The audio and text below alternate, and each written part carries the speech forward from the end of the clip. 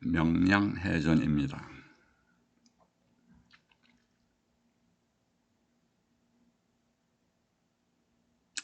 역사를 알아야 미래가 있다고 했습니다. 좋아요, 구독 눌러주십시오. 저에게는 큰 힘이 됩니다.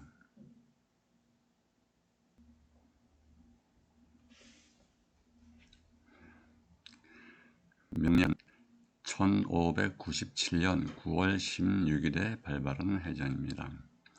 장군께서는 4월 1일 서울 의정부에서 추록하여 6월 8일 합천 도원수부까지 백의중군 하시면서 중간에 아산에서 어머니의 장례까지 치르시며 남해에 도착합니다. 남해에서 백의 몸으로 떠돌다가 7월 16일 원균의 조선 수군이 칠천량에서 패전하여 전멸하였다는 소식을 2일이 지난 7월 18일 권율로부터 듣게 됩니다. 이 소식을 들은 장군은 통곡하였다고 일기에 적고 있습니다. 이에 얼마나 기가 막힌 일이겠습니까? 이후 8월 3일 진주 농가에서 선조의 삼도수군 통제사의 재임명 교지를 받게 됩니다. 배한척 군사 한 명 없는 삼도수군 통제사 호울뿐인 직책이죠. 그래도 장군은 역시 장군입니다. 신의 몸이 살아있는 한 적들이 우리를 업신여기지 못할 것입니다. 라는 답신을 보내고는 즉시 조선 수군의 재건에 나섭니다. 즉시 진주를 떠나서 하동, 구례, 곡성, 순천, 나간, 보성, 장흥, 강진을 거쳐 장장 500km를 달려 8월 말 해남 우수영에 도착하여 수군 본영을 설치하였습니다.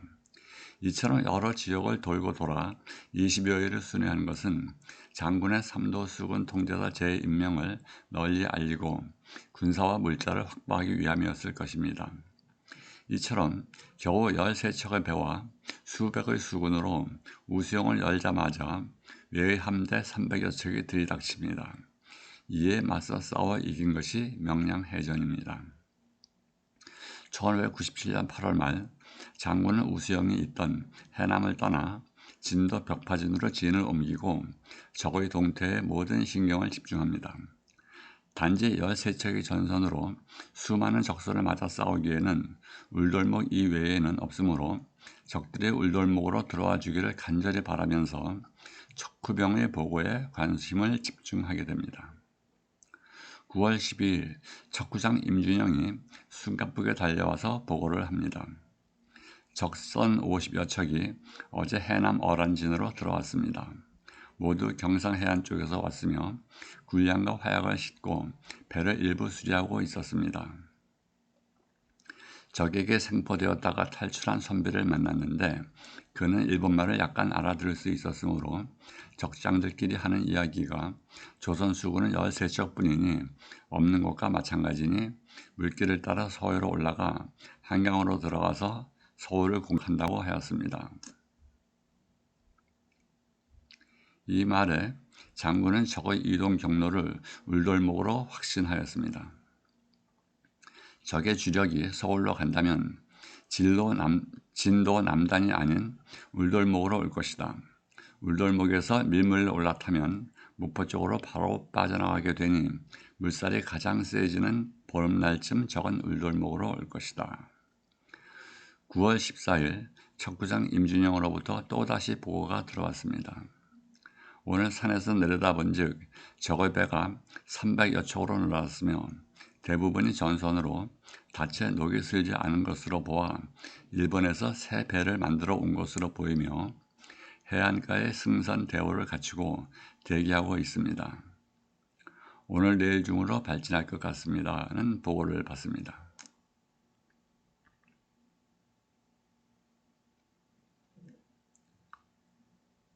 명량에서 적을 맞겠다. 오늘 밤 전 함대는 발진하라. 장군의 명령이 떨어졌습니다. 전 함대라야 불과 13척, 모두들 긴장한 표정이 역력합니다. 어느 누구도 이번 전투 이후에는 살아남지 못하리라 예감을 하게 되죠.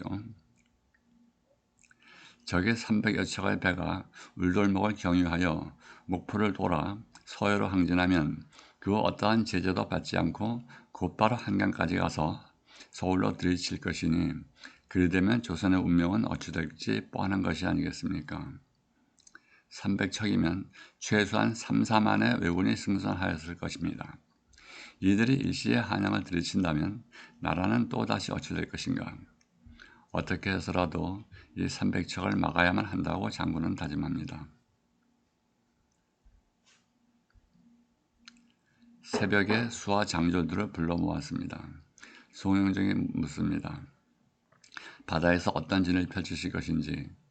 다만 장군의 입만 바라보며 아무 말이 없습니다. 아무런 방책이 없다. 일자진뿐이다. 12척으로는 다른 진법이 없다.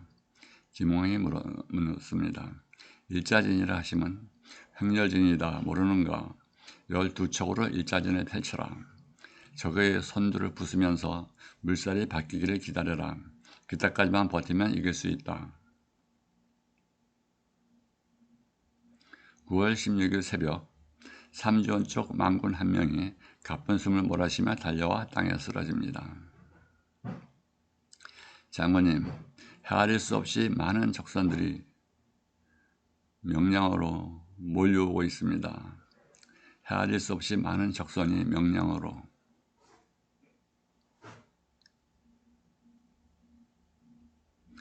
격군과 군사들은 모두 승산하고 있었으며 격군들은 노를 잡고 대기하고 있었습니다. 가자 명량이다. 거기서 적을 맞겠다. 장군이 소리치며 대장선에 올랐습니다. 장군이 소리친다. 닻을 들어라. 군관들이 복창합니다. 닻을 들어라. 닻을 들어라.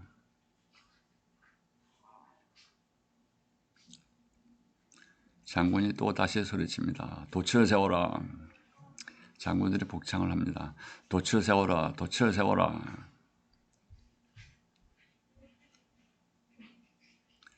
적의 주력은 이미 발진하였으며 300여 척의 적선은 명량으로 다가오고 있었습니다.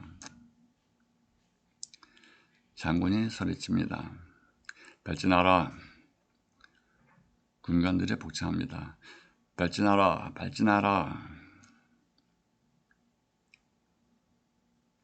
쇠나팔이 길게 울리며 함대는 나아가기 시작합니다. 선두의 중군장 김응함이 뒤로 안위가 뒤따랐으며 장군은 대열의 중앙인 6번째로 나아갔습니다. 물살을 마주하며 나아가는 격군들이 힘들어합니다. 명량 해역에 도착하여 일자진을 펼치게 됩니다. 더 이상 나아가지 마라. 여기서 기다린다.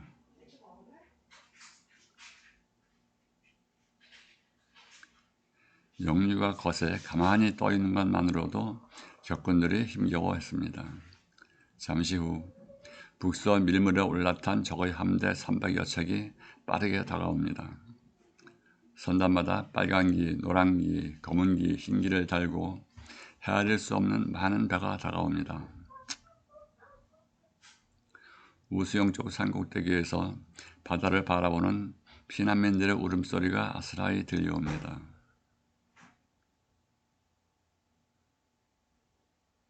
적의 함대는 전투보다는 그냥 조선수군 13척을 들이받고 나아가려고 했나 봅니다. 선두가 몹시 빠르게 다가옵니다. 300여 척 중 선두의 몇 척만 소비하면 되니까요. 쏘아라. 적의 제1렬을 부수어라. 다가오지 못하게 하라. 화포가 터지고 불화살이 날고 조총탄이 무더기로 날아옵니다. 안위의 배가 뒤로 쳐집니다. 겁을 먹은 모양입니다.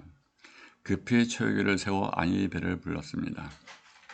안위가 대장선으로 건너와 갑판 위에 무릎을 꿇습니다.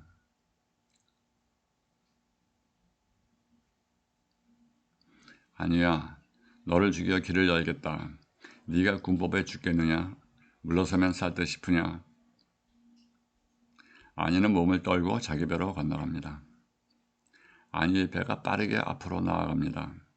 안위의 배에 적선 3척이 달라붙어 왜군이 안위의 배로 올라가려 하자 사력을 다해 배를 물렸습니다. 적선에 불화살이 꽂히며 포탄이 날다가 터진다.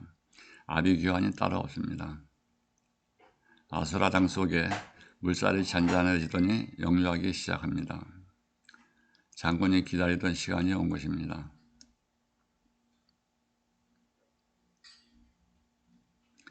모든 포탄을 쏟아붓고 불화살을 날려라. 적선에 가까이 가지 마라. 일자진을 펼친 13척이 전함에서 수백 발의 포탄이 날아가 터지고 수많은 불화살의 날아가 적함에 꽂힌다.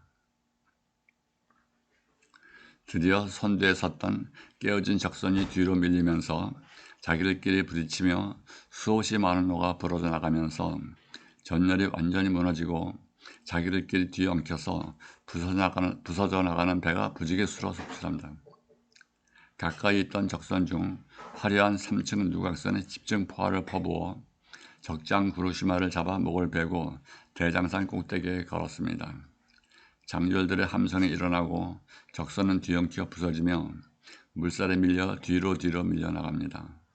불타는 적선들은 수평선 너머로 밀려가고 죽은 적들의 시체는 수없이 바다에 떴습니다. 헤아릴 수 없이 많은 적들이. 바다 위에는 아군 함선 13척만이 처음 그대로 남아 물 위에 떠 있습니다. 우수영 산꼭대기에서 내려다보던 피난민들이 함성을 지른다. 눈물을 흘리면서요. 바다 위에 어둠이 내려앉자 돌아가자 장군이 군관들에게 말했습니다. 함대는 다시 일렬 중대로 늘어서서 목포 쪽으로 나아갑니다. 돌아가는 함대 위로 보름달이 둥실 떠오르며 이들을 맞아줍니다. 수고했노라고. 명량 해전 직후 함대는 목포 암태도로 향했습니다. 해남의 우수영도 아니고 진도의 벽파전도 아닌 적의 함선은 아직 많이 남아 있었다. 이들이 재차 공격해온다면 이번에는 막을 방법이 없다. 목포로 가서 함대를 다시 추슬려야 한다. 김은희 칼의 노래에서 명량 부분 일부 참조하였습니다.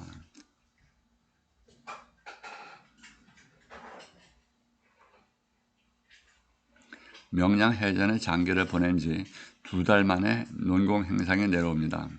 거제 현령 안위가 정삼품 통정대부의 품계를 받았고 전투에 탐가했던 여러 읍진의 수령들과 군관들이 승진했습니다.